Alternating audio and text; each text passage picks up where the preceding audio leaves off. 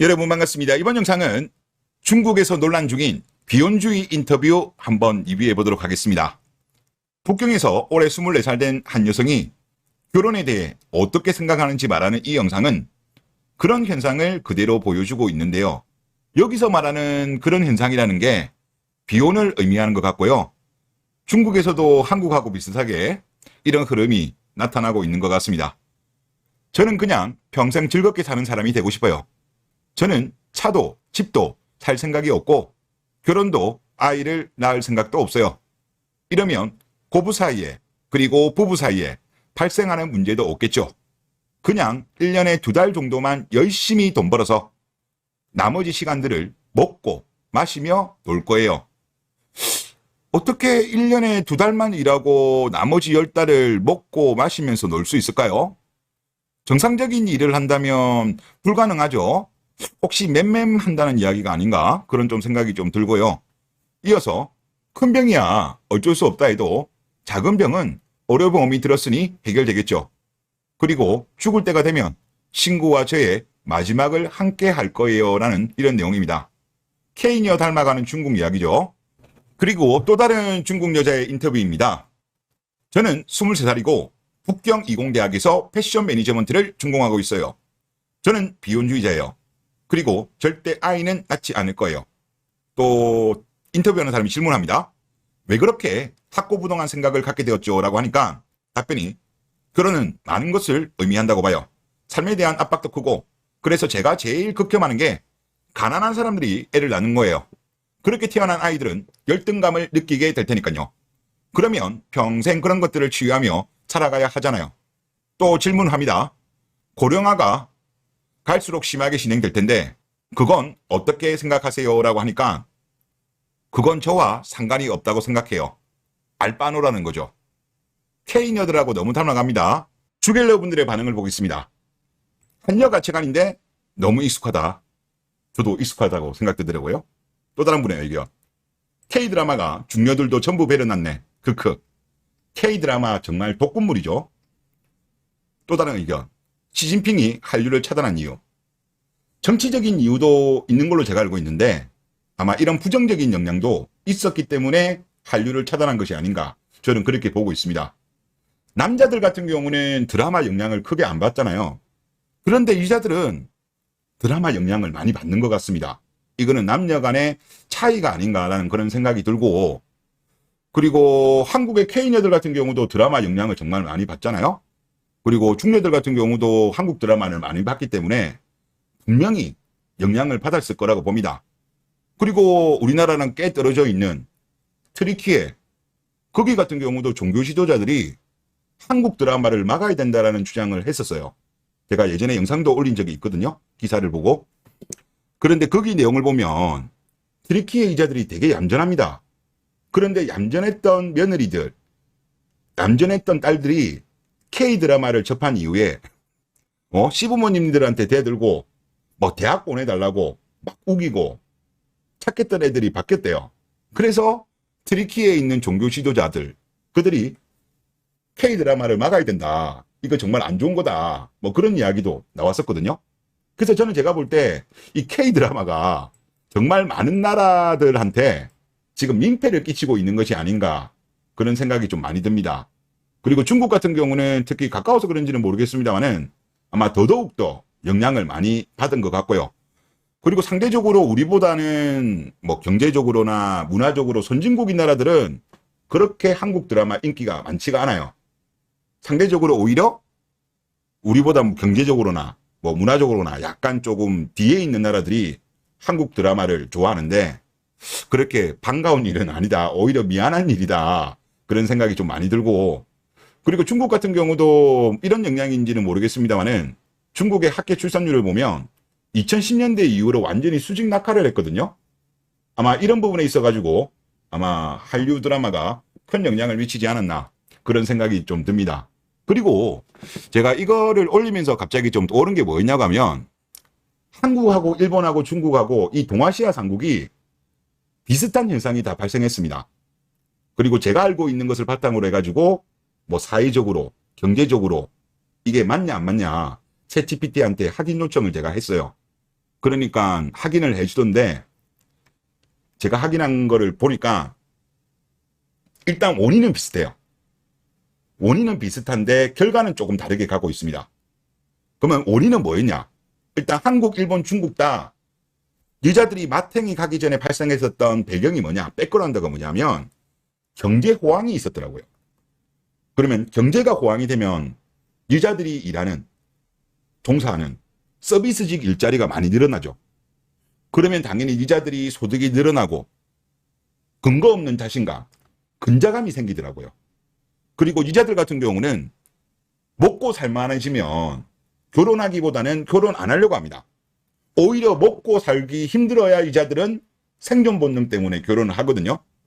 그런데 아무래도 여자들이 경제가 좋아지니까 여자들 일자리가 많아지고 먹고 살만해지니까 눈이 올라가는 거예요. 그러니까 조건 좋은 남자 아니면 나는 결혼하지 않겠다라는 이런 양상이 나타난 거예요. 일본도 과거에 그 버블 경제 때 여자들이 그랬다니까요. 상고를 외치고 여기 조건에 들어오는 남자 아니면 그냥 결혼 안 하겠다. 일본 경제가 그때 엄청나게 좋았잖아요. 전 세계에서 거의 뭐 탑을 찍을 정도였으니까. 한국 같은 경우도 지금 K인 애들 전반적인 마인드가 그렇잖아요.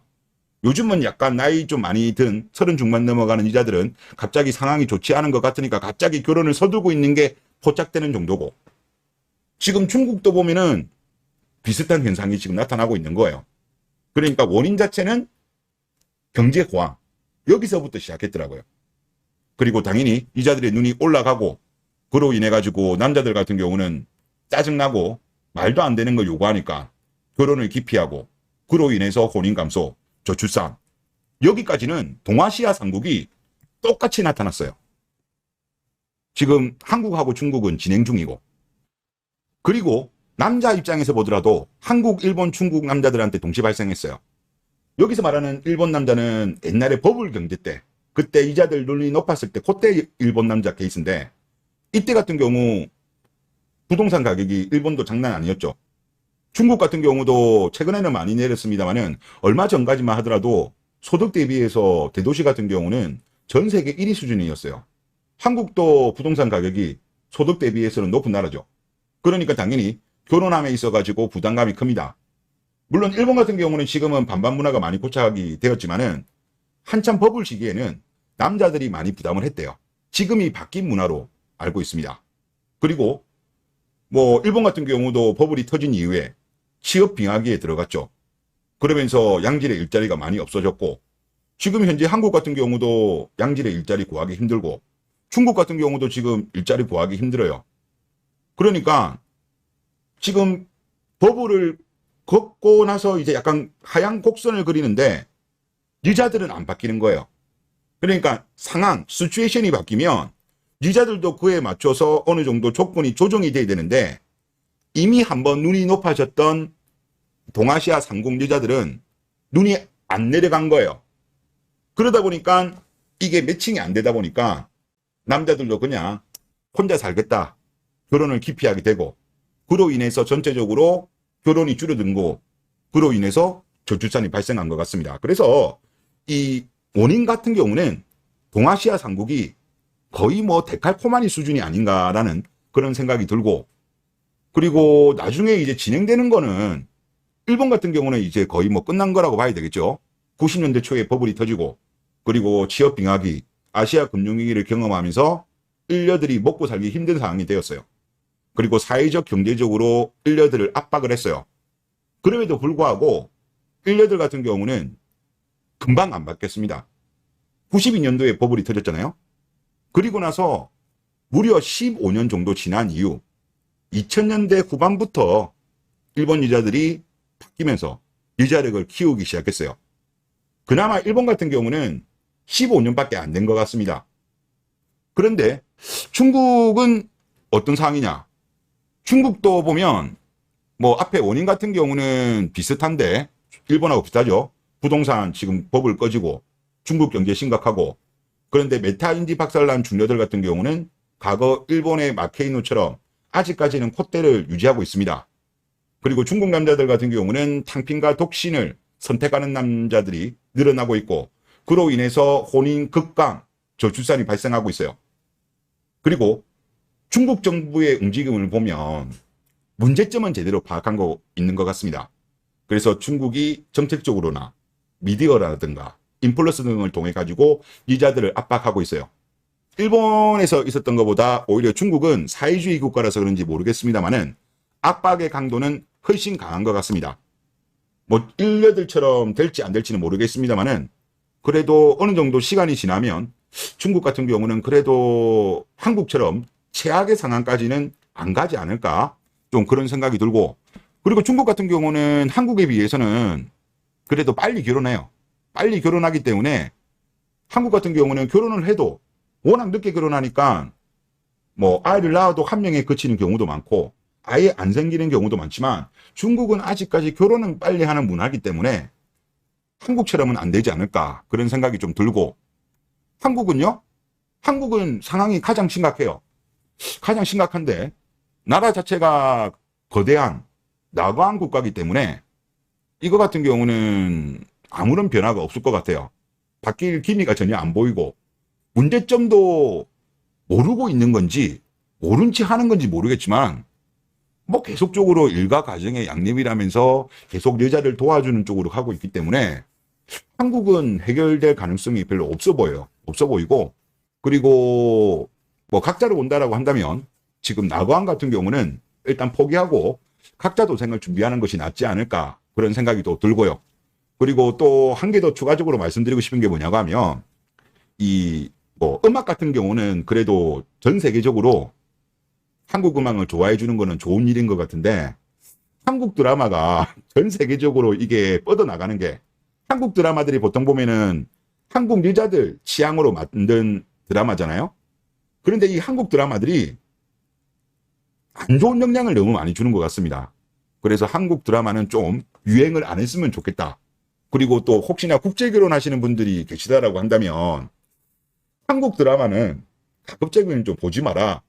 차라리 뭐 미국 영화라든가 외국 영화, 드라마 이런 게 보는 게 낫지, 한국 K-드라마를 보여주는 거는 부정적인 영향을 미칠 수 있지 않을까, 그런 생각이 들고, 그리고 혹시나 뭐 연애하시는 분들도 물론 모든 여자들이 다 그런 건 아니겠습니다만은 K-드라마를 그냥 재미 정도에서 그치면 괜찮지만은 K-드라마를 보면서 어떤 K녀들의 어떤 사상, 가치관 이런 거를 수용한 외국 여자들 같은 경우는 조금 조심하든지 멀리하는 것이 낫지 않겠는가, 그런 좀 생각이 듭니다. 네, 이번 영상 여기서 마치겠습니다. 감사합니다.